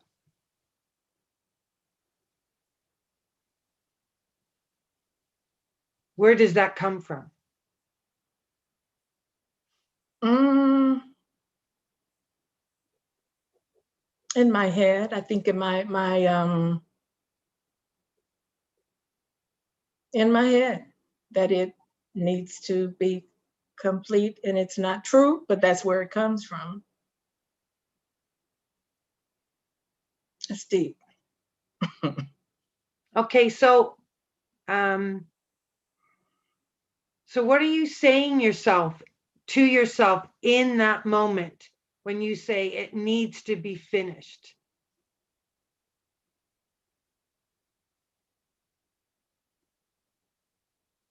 Like, what are you saying about yourself? Mm, I don't even know why I'm teary-eyed. Um,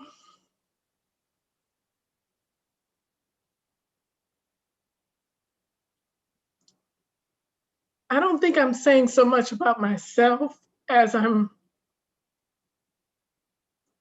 feeling like I have to do it for other people.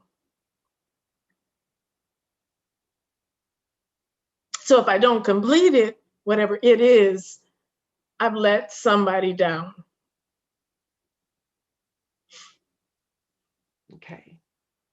So, and being in that way, what does it allow you to be? Or pardon me, what does it not allow you to be? I'm sorry, one more time. Being in that way, what does it not allow you to be? When you're all anxious and upset and worried that you're letting others down, what does that not allow you to be when you're like that? How would you like to be?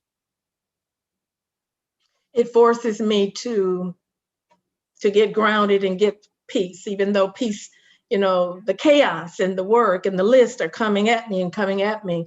I find myself throughout the day fighting to be at peace and, to be at peace, and then going back into the, the circle and the rigmarole, finishing this and completing this, and they need this and they need that. I'm not sure if I'm answering your question. I'm sorry.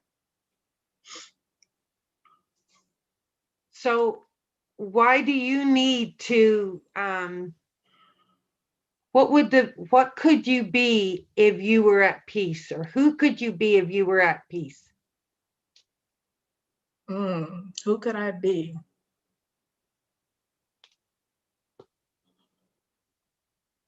I think I could be me and not have 100 different hats on top of me. But I think peace for me would be me, just a little different version of me. Or I should say, less to do for me. Okay. So who is that? Describe that person to me. Who am I?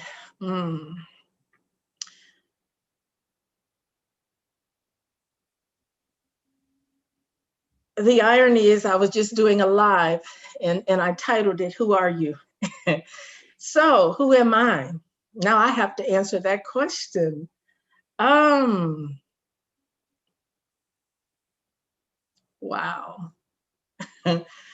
I'm a mom.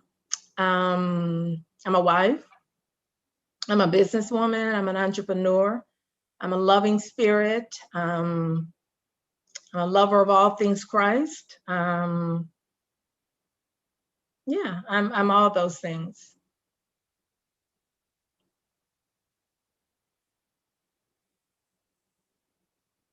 So a lot of times we allow ourselves to be filled with stuff. So in order to avoid showing, in order to avoid showing up powerfully. So Repeat that one more time.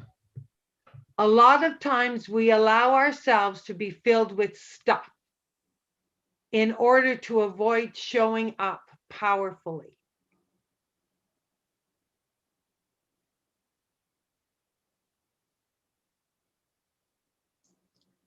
I'm not following, I'm sorry. So, Well, you fill your calendar up with things to do for everybody, mhm. and you get anxious, and it causes you a little bit of pain or sorrow. So a lot of times we do that in order to avoid showing up powerfully.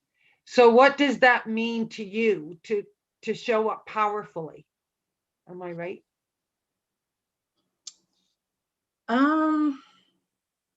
If I'm hearing the question right, I think I am.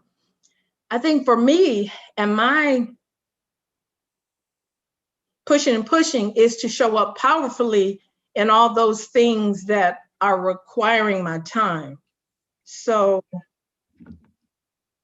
I think that's where the exhaustion and that's where the full plate comes from, trying to show up powerful in this realm and powerful in this business and powerful with my children and powerful with all those different areas. Okay, that sounds really exhausting. To be in all that. And you had said earlier that you would like to be in peace. And I asked you what that would look like. And what you just described is exhausting.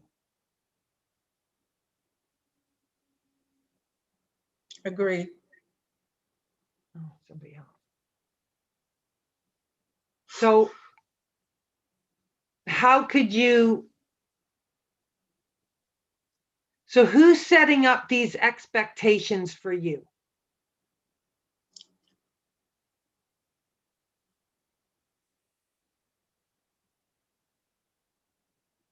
I think I've always felt that other people were setting up the expectations, but it very possibly could be me setting up the expectations to be that for other people. I'm not sure.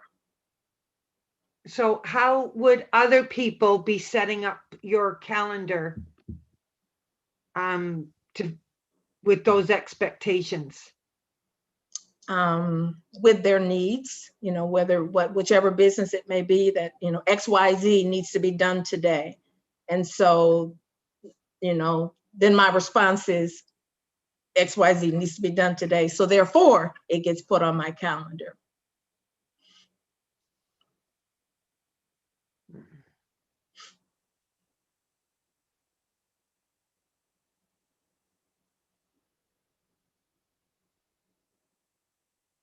That doesn't.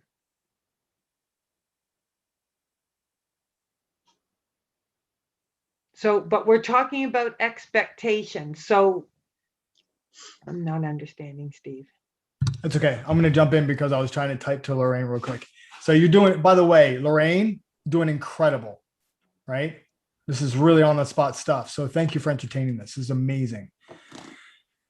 So what you did was the question was, Lee, is that there's a level of expectation that you're looking to meet in your life. Who set that expectation? That was the question. Oh. That would be me.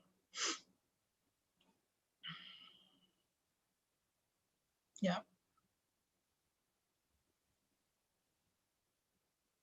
And where did that come from, Lee? Like think as far back as you can. Can I be the coach now? I'm just kidding. Yeah. Got me over here sniffing. Good grief.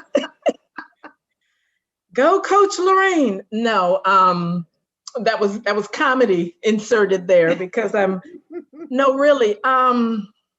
So definitely feeling like I've, the short version, I'm the youngest of 13. I've always felt like I had to make my mark, for lack of another word. And so, yeah, I go and I go and I go and I do and I do and I do. And I say no sometimes, but I've definitely put that expectation on myself. It's not other people putting it on me. It's something I put all those hats on. So what would it look like to say no? What would happen if you said no? Absolutely nothing. So do you feel like you're still looking to make your mark? I don't know if I'm looking to make my mark.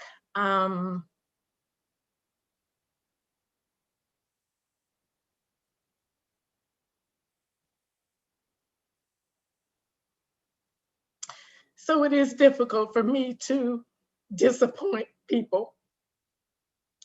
And so I think I say yes, and I do, and I do, and I do.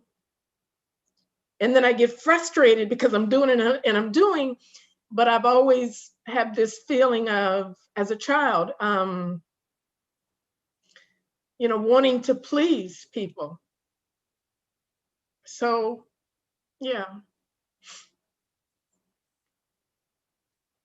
I think all those lists are so they're happy. Meanwhile, I don't want to say I'm unhappy, but I'm pretty exhausted and tired. So other people can be content. So did I hear you correctly when you said you're not happy?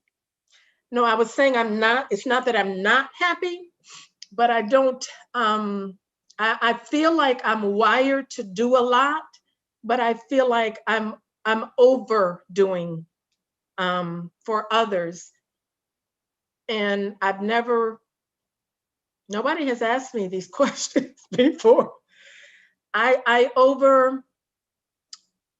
don't know if overcompensate is the right word. I don't like to tell people no, because typically when those people that are asking are family members or colleagues, I've always thought that I had an easy, no is a word within itself, no period. And those are my words, but those aren't my actions. Okay. So being a people pleaser makes you an extraordinary person. So thank you for taking a stand for them. Thank you. That doesn't make sense. Take it away, Lorraine. Hit something. Hit her with a question. Because we're right here. We're on the cusp. And Lee feels it. Okay, I'm done. What do you gain by being a people pleaser? Good question. I don't know. I don't think I necessarily gain anything other than I like to help other people.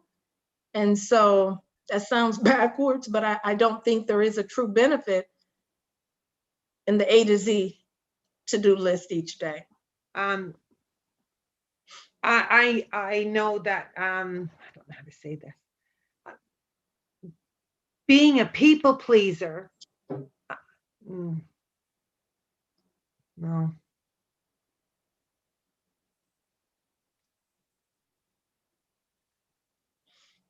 Lee, I'd like to ask you something to think about for a moment. Is it really a time management thing? No. So what do you think it is then? I thought it was a time management thing.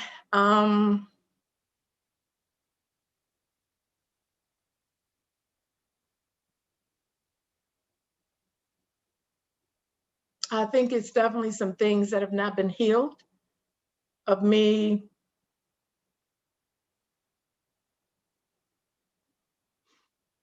maybe needing to be needed.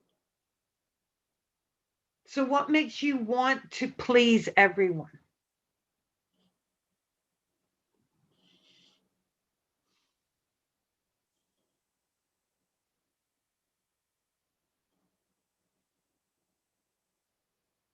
Mm, when you put it like, I don't know if my actions say that I do, but I don't know that I necessarily want to. I see a problem. And if I don't see other people helping to fix the problem, I'm there. What can I do? And so I didn't answer your question, but I don't know the answer to the question other than I'm trying to be helpful, but it's almost to a detriment of myself. So who's that all about, this people pleasing? I'm sorry. Who is all this people pleasing about?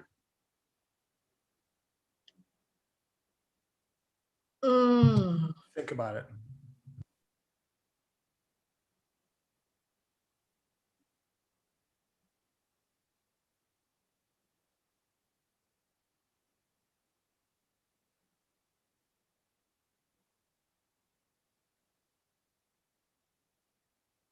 I would say the root would be my family and my, wanting.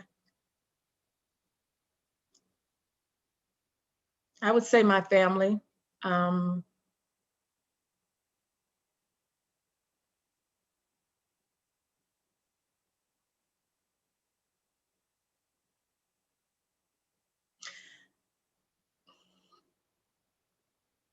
Okay, what do you mean your family? Can you tell me more about that?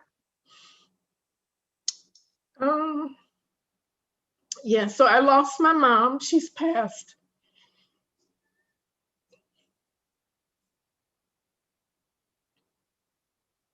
So I feel like there's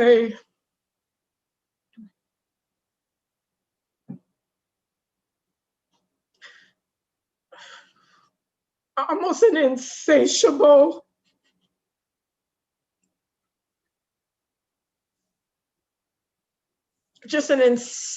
desire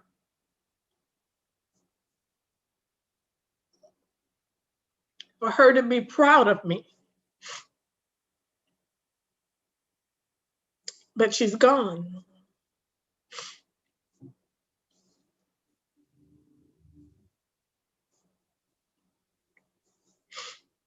Okay, what do you think your mom would say to you right now?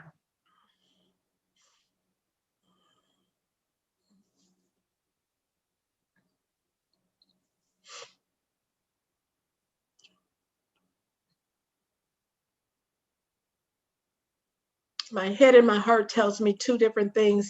I feel like she would be very proud of who I have become and the woman that I am. And I'd like to believe that, but I don't know if I fully believe that. And what's the second one? That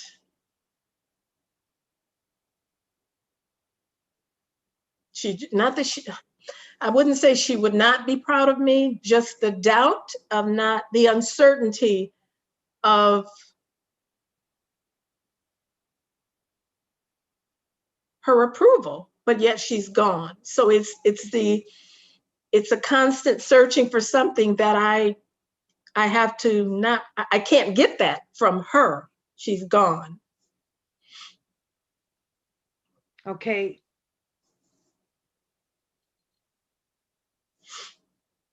So knowing this, what would you change if she is proud of you or not?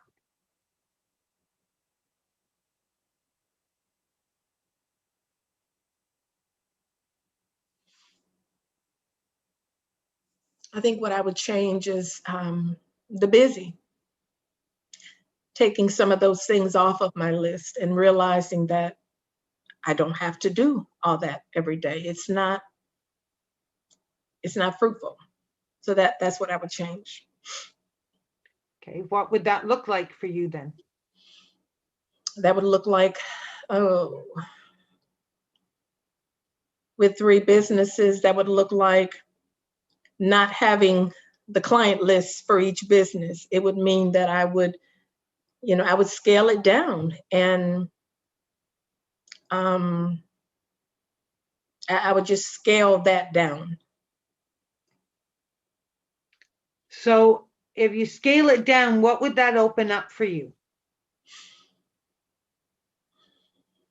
Just me time. I don't have a lot of that time that is not me time. It's taken with my family. So that would look like more time with the Father and just more time to do nothing, just to do nothing.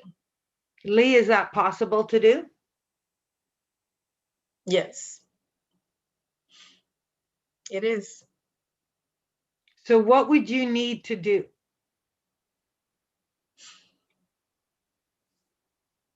I've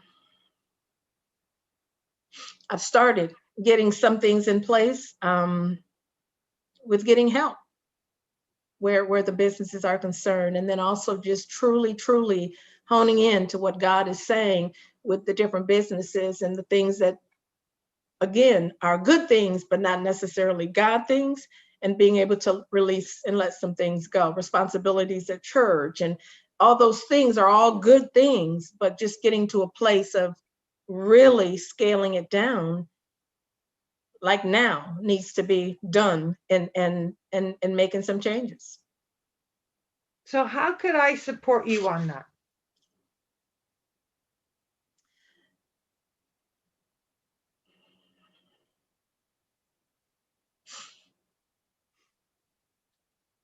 Maybe holding me accountable for taking those things off the list that I know I need to do.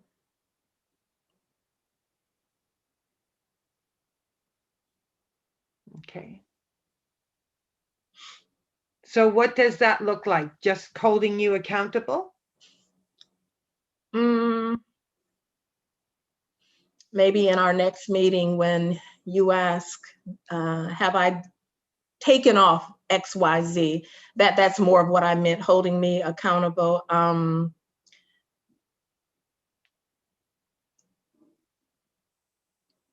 That's the first time I've actually ever said out loud that the busy is too much. I always say God wired me to be busy, and I feel like He did wire me to do a lot, but I've never actually said that because I've made an excuse for constantly being busy.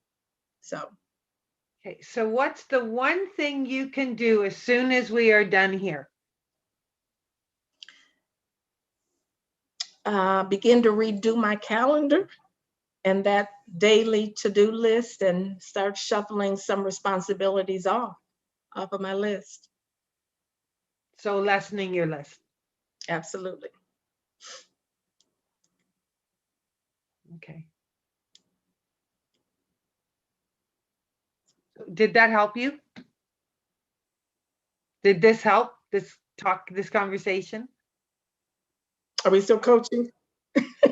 Okay, I didn't know. I was like, Lorraine, is it? It did more than it's amazing what you don't know, you need to know. So yeah, 100%. So what was your insight from this conversation? My insight was that undoubtedly, you know, I don't have anything to prove to my mom who's gone. And I know that, but I don't know that. So that's a truth that I have to keep confessing. And yeah, I don't have to be consumed with stuff to make anybody happy. That's awesome. I am proud of you. I am too. My gosh, what just happened was so awesome. I'm closing the screen. I am holding in the tears. Oh, and here I am volunteering. Oh, I'll do it. Oh my gosh. Oh my goodness. Oh my gosh, I was sweating for you, Lee. It was so good. Here's I don't know. For That was Lee out. and Lorraine, Oh, just both of them. wow, both of you guys. Lorraine stepped in like a champ. Lee Mhm. showed up like a powerful person. Oh my gosh, you guys were just so powerful. Man, that was better than a Friday night blockbuster. Oh man, UFC ain't got nothing on this. No, that was full. Hmm. That was full. So here's, I mean, Hmm. the gallery so I can see. So here's what's interesting is that when we're going through the questioning, you can see, could you see the way the ebb and flow of the conversation was going? Where she was bouncing into pulling things out and going, well, hang out with that for a second. Oh, and all of a sudden it clicked. You're the youngest of 13 or you're one of 13. So there's always in that environment, no matter what kid, I don't care. Usually if you have more than two children, the third one, the middle one is the one that usually has some fun stuff happening, right? Add more children in there and then they're all vying for attention. So we create this level of expectation. It was the same thing. It was the expectations, the same conversation that Jessica and I were having, just different scenario. And we're creating a space of what I should be in order to be either accepted or people to notice me or to be powerful or for mom to be proud. Mine was my dad, by the way. That was very similar stories here. So it was amazing about that is listening to Lorraine, and she was watching my questions and all of a sudden I saw her stop. Did you notice that she stopped for a moment and started using some reflective inquiry? Earlier when you said peace, and I was like, oh, I didn't remember you saying that. And I have to take notes to remember things, is that all of a sudden she went back to that and said, well, what would peace look like for you? And then you went, and for just a second, you experienced peace. So you know what that's like. Now, so when we sit in this place of how we should or shouldn't be, what we're doing is we're taking the onus of God's direction and putting it on ourselves. I got this. Don't worry about this. I should be like this because another human being set this expectation, which they kind of really didn't. I just created it from what I think that they created the expectation from. Right. And we do these things and all of a sudden it becomes a realism on how we should be living our life or shouldn't be living our life. And Lee, when you said you had a busy schedule, I sat back and I was like, I could take you to the conversation that I had with my coach around this exact same thing about 18 months ago. I just read it to you. And you would go, oh my goodness, that's me. And I would go, yep. So the stories that we have, the stories of being where we are, I don't know who your market is, but is it somebody similar to you? It is me. Oh, thank goodness, because you are going to change the world with that. How you be and how you show up, we're always coaching ourselves. And the more we learn about, the more we learn about ourselves through coaching and understanding who we are and who we're not, then we get to be who we want to be. And that's the person that God created us to be. So Lee, good night. That was amazing. Lorraine, I wasn't sure where I was going to go. I never know, really. That was awesome. And you really stepped into that. And here's the hardest part, everybody.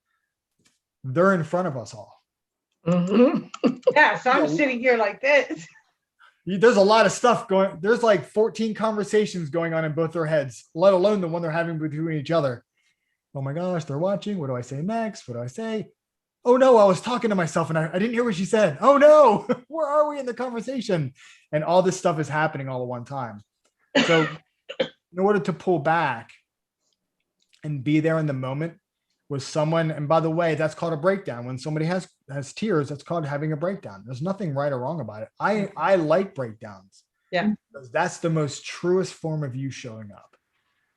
Because you are letting it all out. You are vulnerable and open and honest. And that's your most powerful point of breakthrough, is when you sit there, and Lorraine brought you there, Lee, and you stepped into it like a champ. You both were champs. That was awesome. I'm like, phew, man. Ron, I don't know what I'm just gonna keep rambling, bro. You take over for a minute. I'm just so excited right now. Absolutely. So can you guys see, like, anybody can coach. Yeah. It's really creating awareness around and other perspectives, right? Like Lorraine just asked the questions, right? And Lee was open and honest and coachable. And that's why we got the breakthrough there. And you know, there's probably even more for Lee there and Jessica too, if you want. Like, you know, as you coach more, you'll pick up other things that people say, and you can get them further breakthrough. So like, and that's why and that's why coaching is just not one and done. That's why I don't sell one-off calls, packages, always packages, right, Steve? Yep. The cool thing. Oh, sorry. No, go ahead. I was going to switch gears. Cool. What I was going to say was the cool thing about it is where Lee got, personally, I would probably have said a couple more things on there. We went a little bit deeper on a couple things, but that would have been about it. You were right there. You had an action step to take. And I'm like, cool. So why don't you try that on for the next 7 days? You know, Okay. get with me, be accountable to me. No, Lorraine, not me, but Lorraine, I would say it, be accountable to me. You said you would do this and this. So that's when she said, how can I support you? And you go, you can hold me accountable. And that's what she said, how can you do it? And that's where you go back and forth. So you choose one or two things. And that's when it's usually the first or second session, you're in this moment. So when that happens, Lee's going to go, I did that.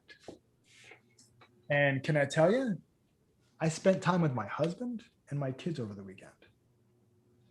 And then you go, that's amazing. So this is one of my most funnest questions when somebody's in that place. So now what do you want to create? Because now you know what you're capable of doing by simply making a tiny little shift. So now what do you want? What do you really, truly want to do here?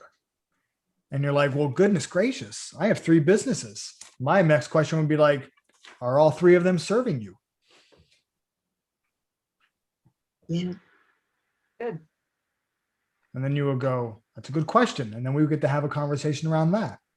I worked with a woman in this exact same scenario. She owned her own network marketing company, but belonged to another network marketing company and had her own cleaning business. Wow. And I was like, oh, that's awesome. And which one of those is serving you the best? And she's like, they're all bleeding. I'm trying to keep them all together. They just kept her busy. Really, really busy. Oh, and she would drive Uber every once in a while so she can make rent. Now she's coaching. She makes between $10,000 and $15,000 a month. Yeah, she's crushing it because she coaches herself into people. Busy, incredibly busy corporate executive women. I don't want to speak anything to you, but there we are. That's good stuff. All right, cool. I'm muted. So guys, I want to give you a homework tonight, but you guys know how I like surprises. I love surprises. So here's the homework. Is this week, go live in the CCC Facebook group, our community. I noticed like it's kind of been quiet in there for with the exception of a few of us. Go live in there and share one insight you took from tonight. And out of everyone who actually participates, does the homework, I'm going to select a winner out of those participants, and I'm going to send you a copy of Rich Litvin's Prosperous Coach. Steve, can you tell us about this book and why it's so amazing? That book you showed me back in 2014, maybe 15, somewhere in there. Yeah. That book has made me, oh my gosh. Not only has that book directly impacted how I live my life, it directly impacted my coaching and took my coaching where I was kind of just dabbling into it into making 6 figures. That little book, that book right there. That book it doesn't tell you how to coach, right? Yeah, man, Gregory gets it. You show up that way. Man, Ron Gilak, that's a $50 book, just so you guys know. That book is that I told Rich when I met him, I said, dude, your book needs to be like $5,000. He's like, who cares though, right? I didn't realize it was $50. I thought it was like a $20 book, but that makes more sense. He's like, you're going to get my copy. Yeah, so send me this one. No way, man. I've read this book. I've read this a couple times. It's so good. Like, here, just even if you don't win, it's something you should probably just buy. You're welcome, Rich Litvin. So here are some of the table of contents. A lot of his books too. You got one too? Yeah. The Miracle of Coaching, creating clients, fearless coaching, deep in your work. Coaching is not a luxury. Extraordinary results are created by extraordinary requests. This is some, slap you in the face, hardcore coaching stuff. It's probably one of the best. I hesitated because I'm not sure if I wanted to say if this is the best one. It might be. I would say easily top 3. Yeah, for sure. The Prosperous Coach. So you got to go live in the Facebook group this week. And all you got to do is share what you learned from tonight. And why am I doing this? I'm trying to reinforce your learning. And I'm also trying to motivate you and incentivize you to take action and help yourself and your business, right? So you get the most out of this program, the more that you participate. There are blessings in small steps of obedience to God, to your coach. And you never know how God likes to bless those. Yeah. I put in here also something we talked about, Ron, was choose someone to coach with what we went over and record it with your person and place the video in the group. Wow. So do that. Could be 15 minutes. Doesn't have to be a long session. Just 15 minutes. Just what are you dealing with? Start off with whatever you want to go through. And here's the neat thing. We'll go through and check them out. You guys give each other feedback on it. Yeah, and enjoy it. Have fun. Because here's the coolest thing. I ran a coaching group similar to this a couple of years ago, and I just volunteered myself to be coached. I got breakthroughs every week. It was beautiful. I loved it. I'm like, I got free coaching. This is amazing. Yeah, I mean, and here's the thing too, like with coaching, like you don't have to have like a wound or something terrible or trauma or all that stuff to happen to you. Sometimes you're just trying to advance to the next level and you need more performance coaching. What's the limiting belief that's holding you back from going to that next level? Right? That's a good question, Gloria. I'm not sure. When I clicked on it, it came up on mine.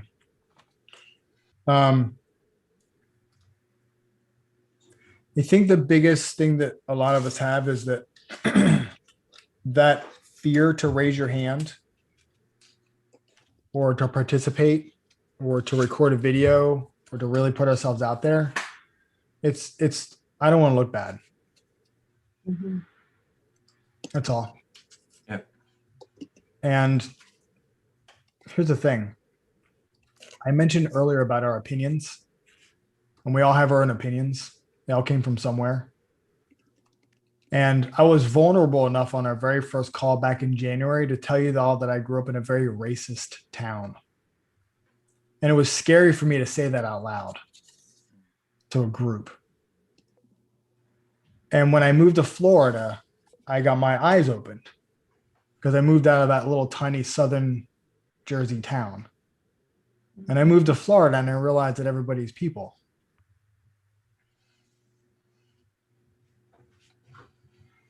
Everybody has an opinion and it comes from somewhere. Yeah. That opinion that I had before, it's not a right or wrong opinion. It's not in my belief system. And that's the difference. We sit in a place of right or wrong, good and bad in almost every single thing that we do. And we allow that to dictate our life. And it has nothing to do with anything except for what we think. And the moment that you make yourself wrong, or you make yourself feel as though you're doing something wrong or feeling like you're looking bad, you're the only one doing that. When Jessica goes live later and she speaks to those women, the right ones are going to show up because that's what God does. Yes, exactly. I love when he gets fired up. This weekend, I had to release a coaching program that I was having a very difficult time getting through because it wasn't aligning with my mission and I didn't know. God said to me, and I wish I do have my Bible here. Sweet. Oh, I can read you actually what he said. Danielle probably brought it in for me earlier. It was in, we were in the book of John. Stop putting yourself in a molded box of what you think people need and be the one I made you to be and allow me to fill your box with those who need you. And I daggone fell out of my chair. And I realized right then and there, I'm looking to put all of my stuff in a box and then trying to have people mold to my box instead of allowing God to create the box and fill the box for me and being the person he asked me to be. Yeah. We were in John chapter 11. I don't know if it was all about raising Lazarus from the dead. I don't even know where it came from. It doesn't even pertain. I don't remember how it got there.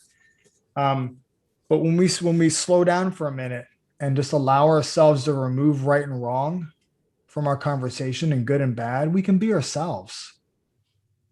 Isn't that an incredible place to be? It was, I'll give me a moment, Joey, and I'll take a look. When we allow ourselves to be the one that God created us to be, it is one of the most peaceful places. And we all dabble in and out of that. We all know what it feels like. Mm-hmm.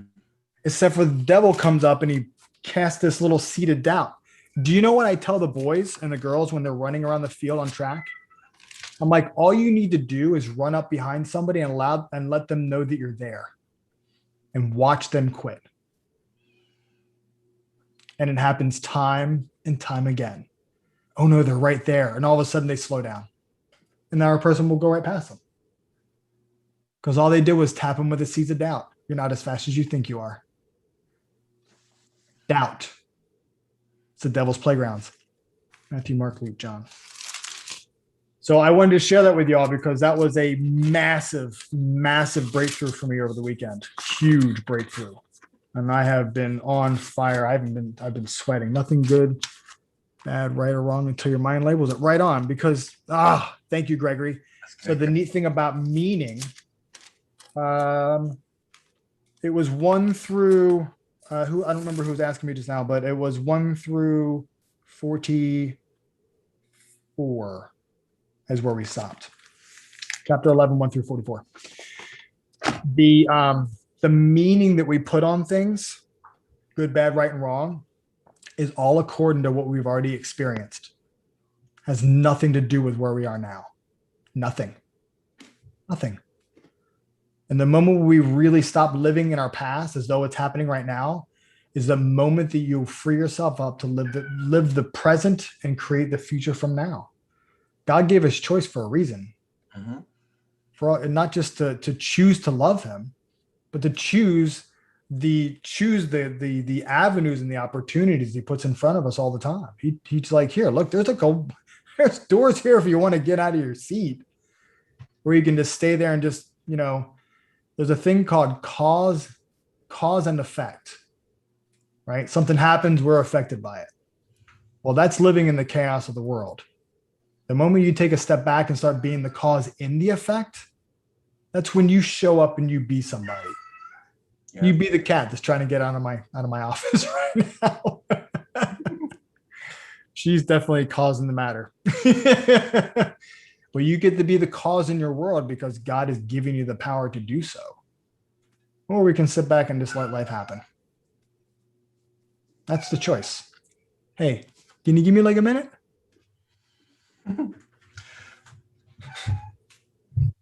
Good. So guys, you get to, like you said, we have choice. So you get to choose, will I show up as the Christ-centered, powerful coach that God's calling me to be, whether I feel it or not? Am I going to choose to show up that way? Or am I going to let my past, my doubts, my limiting beliefs dictate who I am and what I do? I don't know about you, but the only one that is in charge of my life is Holy Spirit and my wife. Yeah, that's awesome. Awesome. All right, guys. So that is it. Tomorrow, I almost forgot to tell you guys, tomorrow, 12 o'clock Eastern, noon, we're doing the funnel build. Day one for you DIYers. Come check it out if you want to learn how to use ClickFunnels. Me and our new funnel builder, Carlos, are going to be walking you through it. It'll be an hour session. We're going to take the next 3 Tuesdays to do that for you guys. And that'll be it. Guys, remember to share some insights in Facebook Live, Facebook Live this week, and I'll be picking from the people that share, and you'll get a copy of potentially The Prosperous Coach, one of the best books you can read on coaching. Yes, it will be recorded, and it'll be in the members area. Again, big round of applause for Jessica, Lee, and Lorraine. They just did amazing.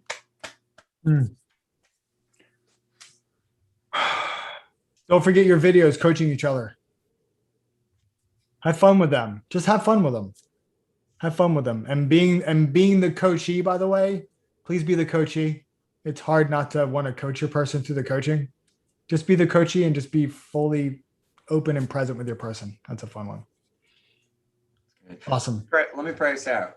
Yeah, sounds great. Father, thank you so much for this night. Thank you for the wisdom, the clarity, the aha moments through the work of your Holy Spirit flowing tonight.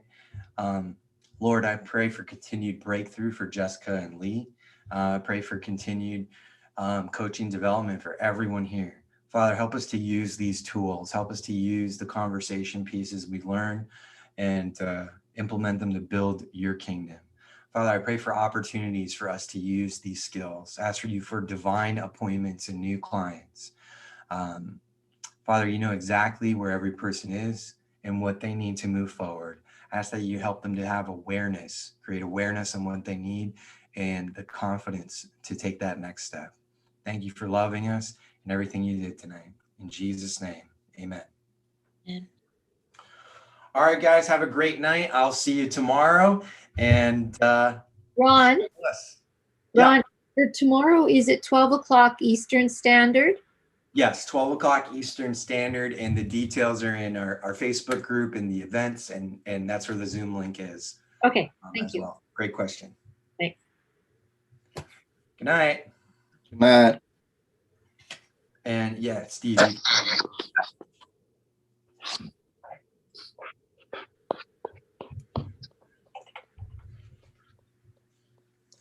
Bye-bye.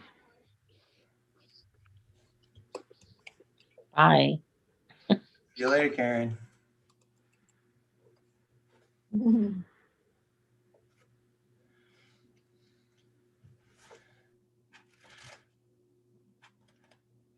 I think I'm going to read this again, Steve.